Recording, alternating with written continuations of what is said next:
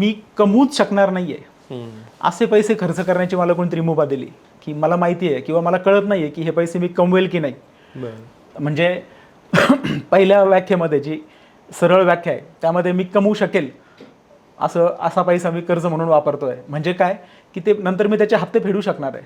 बरोबर. पण बऱ्याच वेळा असं घडतं विनातारण कर्ज किंवा अनसिक्युर्ड लेंडिंग आहे त्यामध्ये बऱ्याच वेळा असं होतं की तुमच्या क्षमतेपेक्षाही जास्त कर्ज सावकार किंवा ज्या अनरिकग्नाइज्ड जे आहेत लोन ॲप्स वगैरे ते तुम्हाला देतात. आणि मग बऱ्याच वेळा काय होतं की आपल्या क्षमतेच्या पलीकडचं लोन उचलल्यामुळं कर्ज उचलल्यामुळं एका मर्यादेनंतर ते कर्ज आपल्याला फेडता येत नाहीये याची जाणीव व्हायला लागते. बरोबर. आणि मग ते कर्ज फेडण्यासाठी दुसरं कर्ज काढलं जातं. बऱ्याच वेळा मग ते कुठल्या तरी सावकाराकडून नातेवाईकांकडून किंवा आणखीन जे कोणी देतील तुम्हाला अनसिक्युअर्ड विनातारण किंवा त्याच्यावरती जास्त सिक्युरिटी मागणार नाही अशा व्यक्तीकडून ते कर्ज काढलं जातं.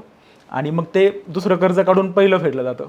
बऱ्याच वेळा मग पहिलं दुसरं पण फेडलं जात नाहीये म्हणून मग तिसरं काढलं जातं, मग चौथं काढलं जातं.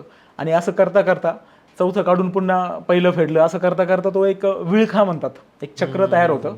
आणि मग एका मर्यादेनंतर ते सगळं जगल करणे एक प्रकारे ते 4 बॉल तुम्ही असे हवेत फिरवतायत तर तुम्ही कायम नाही फिरू शकत. एका मर्यादेनंतर कुठला तरी एक बॉल पडतो आणि मग तो खेळ संपून जातो.